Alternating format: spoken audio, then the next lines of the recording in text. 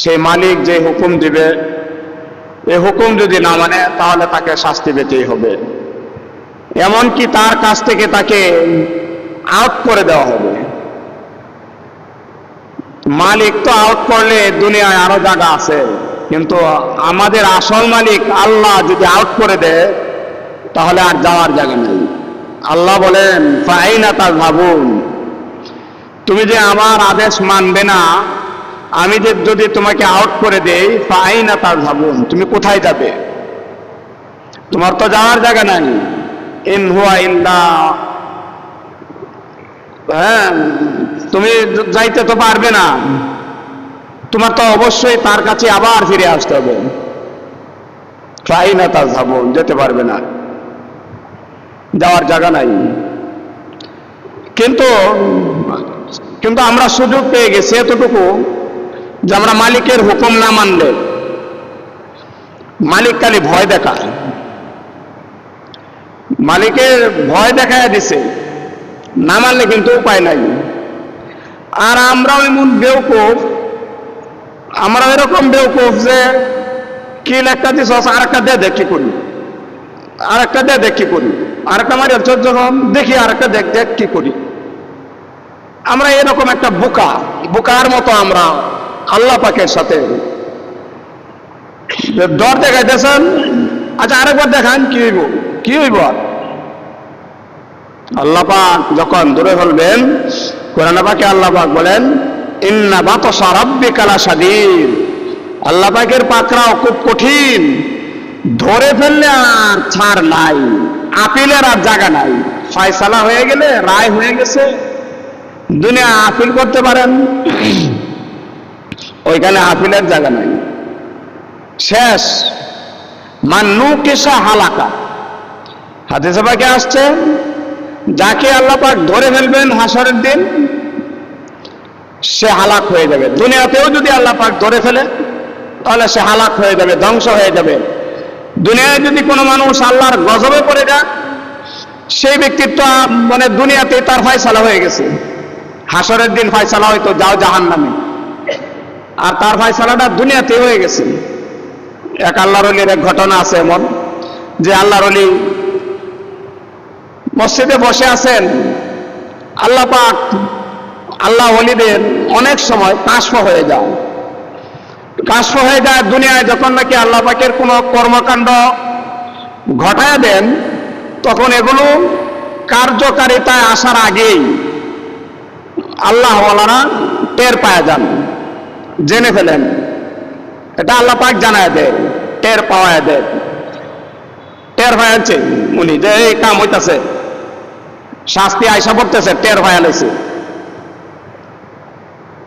আর নবীগণকে তো আল্লাহ পাক সরাসরি বলেই দিতেন যে এই যে আসতেছে, এখন আর রেহাই নাই। নূহ আলাইহিস সালামের সময়ে নূহ আলাইহিস সালাম আগে থেকেই বলতেছিলেন এই যে আইসা পড়বে, কিন্তু পানি আইসা সব বাসায় নিব, উপায় নাই। কিন্তু নৌকা একটা বানাইছে, যারা আল্লাহকে মানো তাদেরকে আমি উঠাবো, যারা মানবা না উঠাবো না, বিদ্রুপ করে। কত আগে থেকে জানাইছেন যে এই পানি আইসা সব তলায় নিব, কেমন ধরনের শাস্তি হবে সব বলে দিতেন। হযরত মূসা আলাইহিস সালামের সময় হয়েছে কি, ফেরাউন মানে না, মূসা আলাইহিস সালামের বিরোধিতা করে আগে বলেছে আল্লাহ পাক কিন্তু এই কথা যদি না মানো আল্লাহ পাক কিন্তু শাস্তি দিব। জফা দেওয়া, কুম্মালা ওয়া দামা, রক্ত, উকুন, বেং, রক্ত বানায় দিছে, সব পানির রক্ত। সাগরের পানি রক্ত হয়ে গেছে, পুকুরের মানে কুয়ার পানি রক্ত হয়ে গেছে। আগে তো কল ছিল না, চাপ দিলে পানি উঠবে, কুয়া, কূপের পানি রক্ত হয়ে গেছে। বলেন রক্ত কি দেখে শুনে কেউ খাইতে পারবো নাকি? কি কঠিন অবস্থা হয়ে গেছে।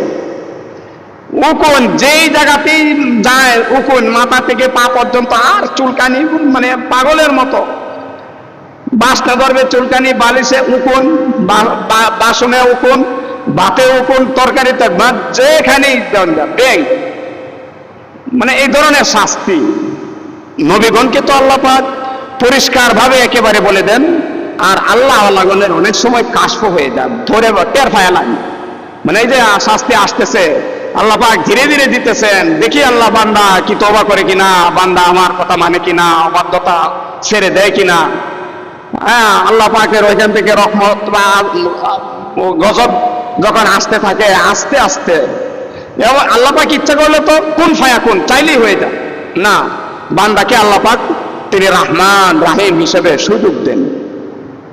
তো বলছিলাম এই আল্লাহর ওলি দেখতেছেন ওই মাঠে এক বুড়া বেটি, কি অপরাধ তার একটা আছে, অপরাধের কারণে আল্লাহ পাকের পক্ষ থেকে গজব নাজিল হয়ে গেছে, গজব আইসা পড়তেছে, উনি টের পাইলাইছেন।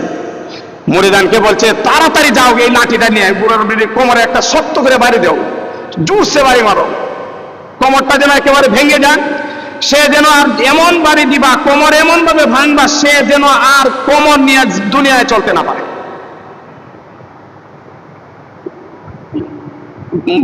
মুরিদরা তো হাক্কা বাক্কা খায় গেছে, আই সব বলে এটি কি বলে, এত বুড়া মহিলা, এই বুড়া মানুষের এমনি মানুষের দয়া করি, আর আমার পীর সাহেব বলতেছে বাড়ি মারতে।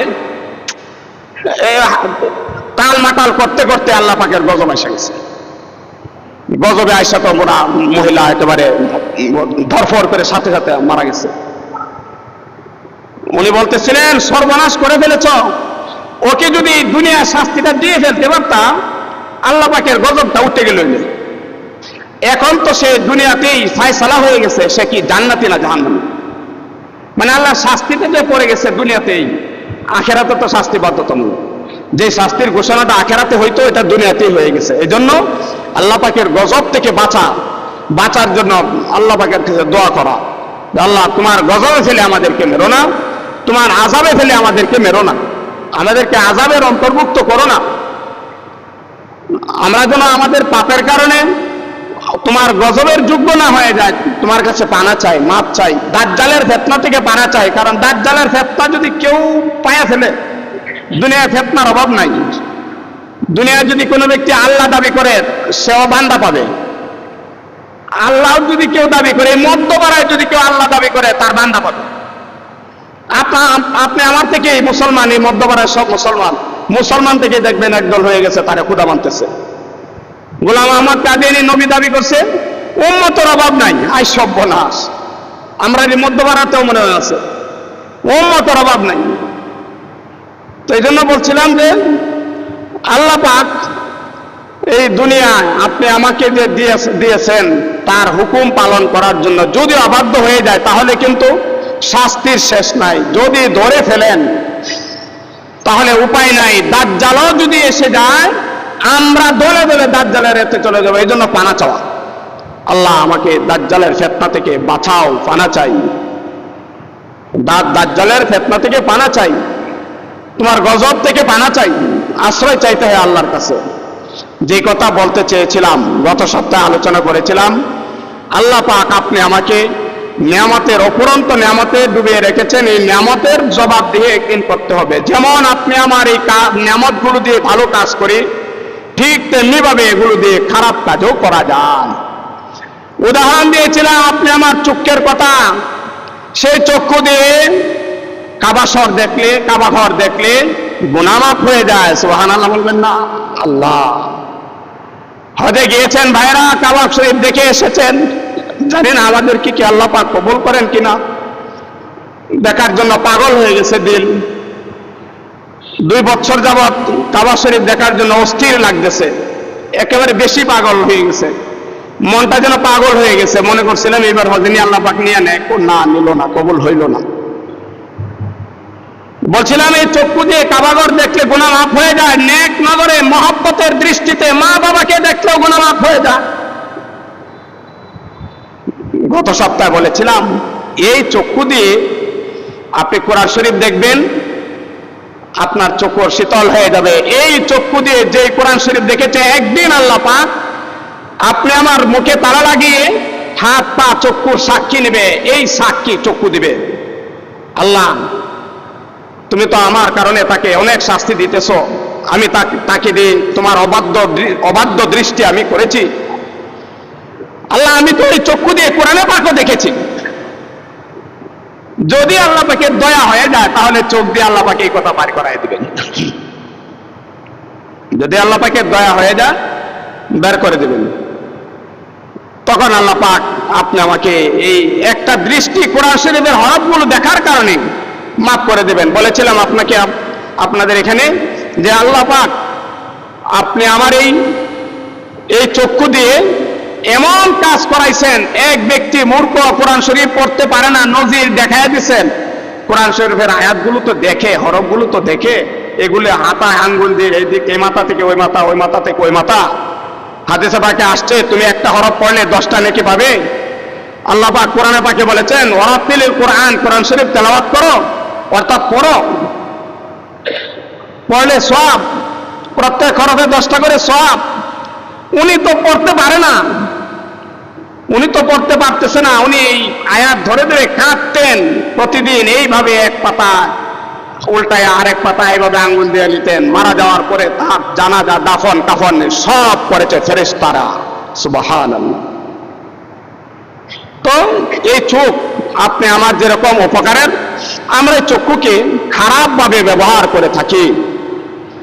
আমরা ইচ্ছায় অনিচ্ছায় খারাপ দৃষ্টি আপনি আমার পড়ে যায়, ইচ্ছা করলেও পরে, ইচ্ছা না করলেও পরে। বলেন আমি এই যে এখানে দাঁড়িয়েছি, আমার কি ইচ্ছা আছে মহিলা দেখার? বলেন। একটু আগে আপনারা হয়তো লক্ষ্য করেছেন আমি এই দিক থেকে তাস করে মাথা এদিকে ফিরে এনেছি, হয়তো লক্ষ্য করেছেন।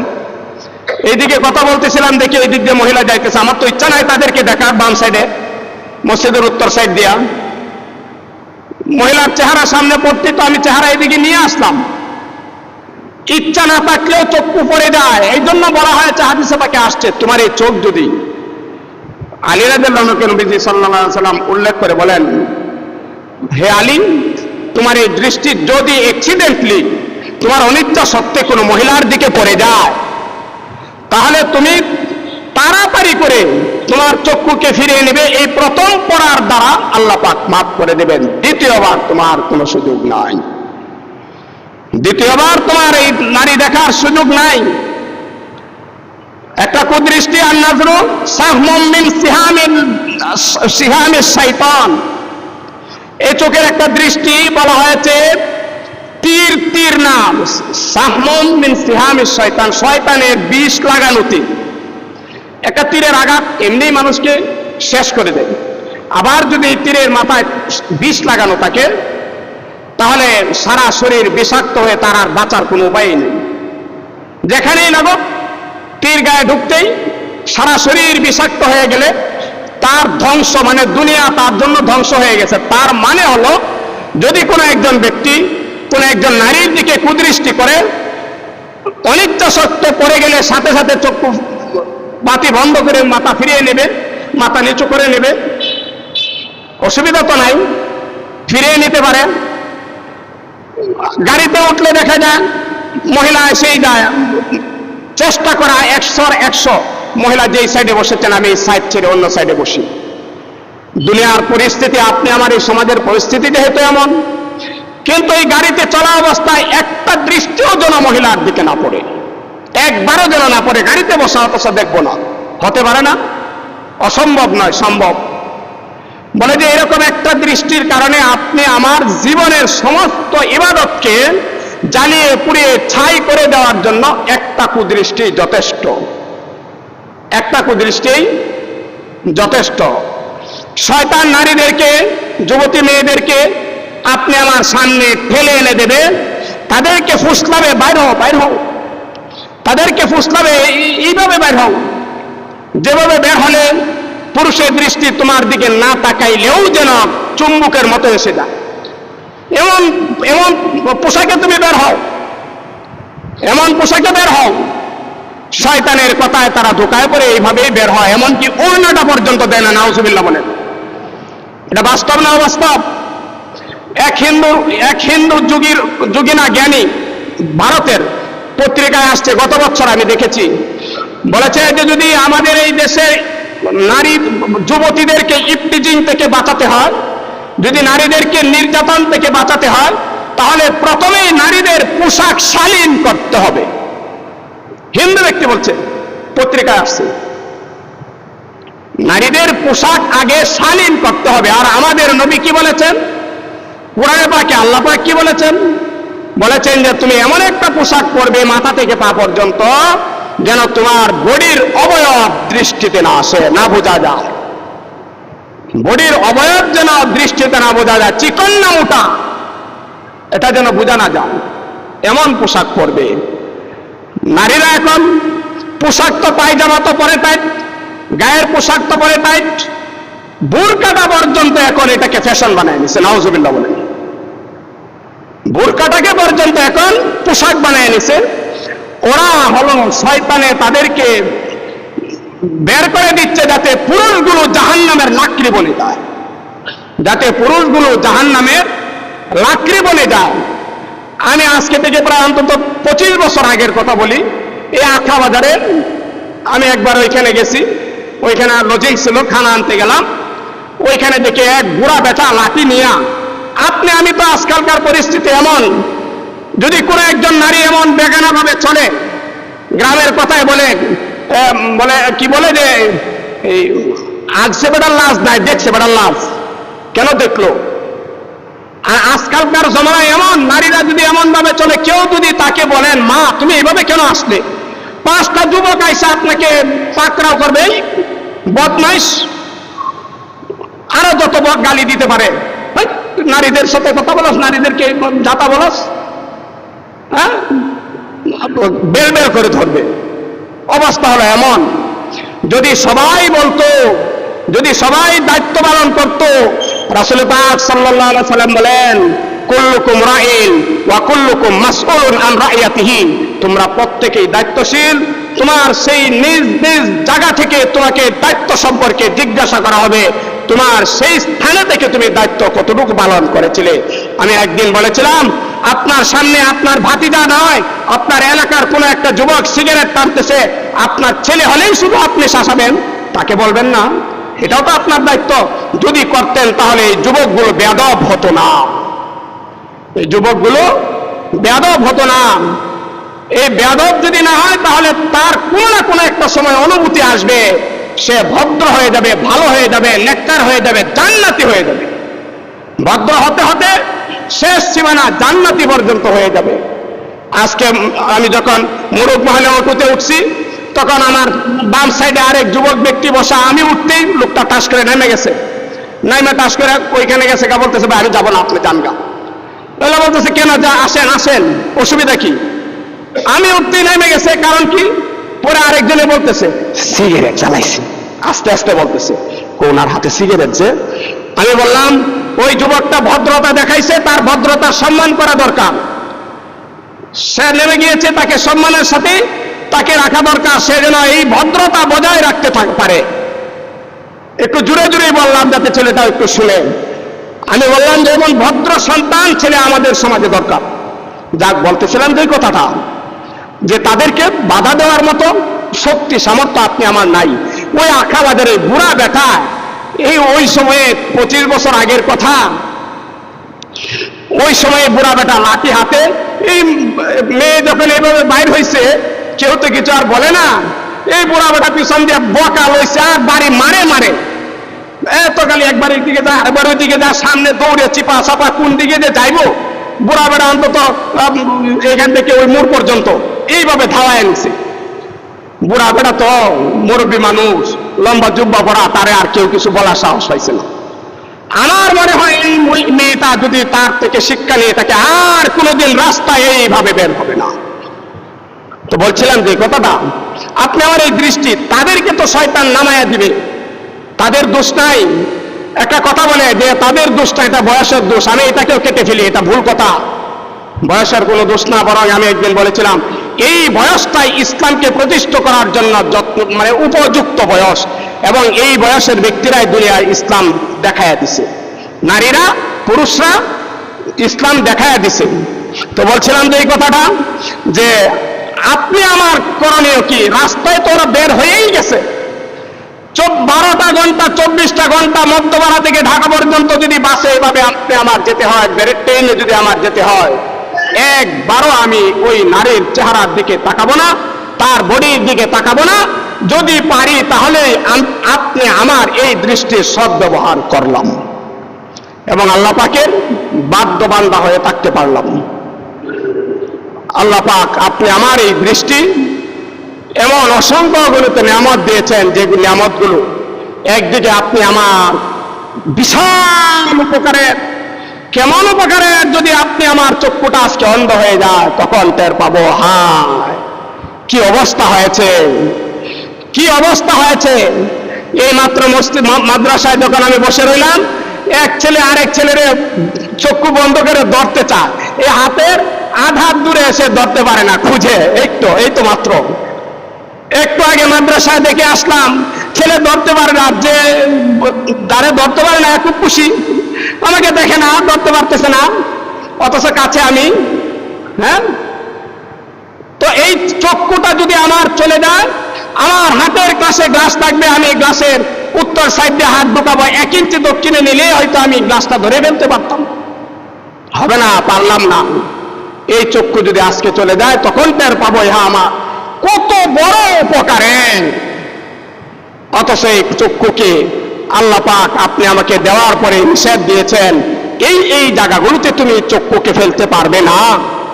আর আমরা এই জায়গাগুলোতে এই চক্ষুকে বেশি মেরে থাকি, খালি শোধ মারতে থাকি, শোধ মারতে থাকি। এমন শোধ মারা দেয় মানুষ বলতে এই শোধ মারে তো কানা হয়ে গেলবো, শোক আর ফিরাইবার সাহস পেলে না।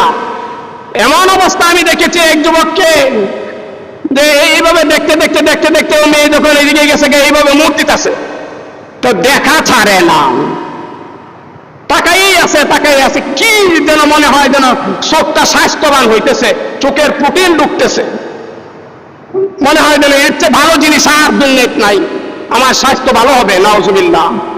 হাদিস পাকের ব্যাখ্যা এবং আমার শায়েখ পীর ও মুর্শিদ জালালাবাদী সাহেব হুজুর শফিকুর রহমান জালালাবাদী সাহেব হুজুর একবার বলেছিলেন, তুমি এই চক্ষুকে যত দেখাতে চাবে সে তত বেশি দেখতে চাবে, তার ক্ষুধা ভরবে না বরং বাড়বে। তার আফিত্তি মিটে, কয় না গ্রামের ভাষা, তার আফিত্তি মিটবে না, বরং তার আকাঙ্ক্ষা আরো বাড়বে, ক্ষুধা আরো বাড়বে, যে আরো দেখি। আর এই দেখতে দেখতে দেখতে দেখতে একদিন আপনি আমাকে যেমন একটু আগে বললাম ভদ্র হতে হতে সে ভালো হতে হতে জান্নাতি হবে, আর আমি এইটাকে দেখাইতে দেখাইতে যাইতে জাহান্নামে যাব। এরপরে আমি আফসোস করবো, হাই আমার চক্ষুকে আমি কেন এইভাবে ব্যবহার করেছিলাম। রাস্তার পাশে অনেক বাড়ি থাকে, সেই বাড়িতে জানালা খোলা থাকে, ভিতরে যদি কেউ থাকুক আর না থাকুক, ভালো বা মন্দ, সুন্দর বা কুসুন্দর, আপনি আমার ওই দিকে তাকাবার অধিকার নাই। বলে খুললে তো সে তাকাবো না, খুললে না, যদি ঘরের তোর জানালা তো দূরের কথা, যিনি খুলে রেখেছেন উনি ব্যবস্থা না করার কারণে গুনাহ হবে, ওইটা তো দূরের কথা, রাস্তায় যদি কেউ একেবারে মানে বিবস্ত্র বলি না, কিন্তু বস্ত্রগুলো এমন যে আছে বা নাই সমান কথা, এরপরে আপনি আমার তাকাবার অধিকার নেই। যদি তাকাই জাহান্নাম আগুন, বলে আগুন মরার আগে টের পাবো না, এই শাস্তি মরার আগে টের পাবো না। এই জন্য আপনি আমার এই চক্ষুকে যাতে ব্যবহার সঠিকভাবে করতে পারি, আল্লাহ পাক আপনি আমাকে তৌফিক দিন। একটা নেয়ামতের কথা বললাম, আরো অসংখ্য অগণিত নেয়ামত দিয়েছেন, সবগুলোর সঠিক ব্যবহার যেন করতে পারি, আল্লাহ পাক আপনি আমাকে তৌফিক দিন বলে আমিন। আল্লাহ, আমরা প্রতি সপ্তাহে মসজিদের জন্য কিছু সহযোগিতা চেয়ে থাকি। আল্লাহ, কেউ আজকে নিয়ে আসছে 100 করে 200 টাকা দান করছেন। আল্লাহ পাক এই দানকে কবুল করুন, নেক মকসদ পুরা করুন, স্বজনদের মাফ করুন বলে আমিন।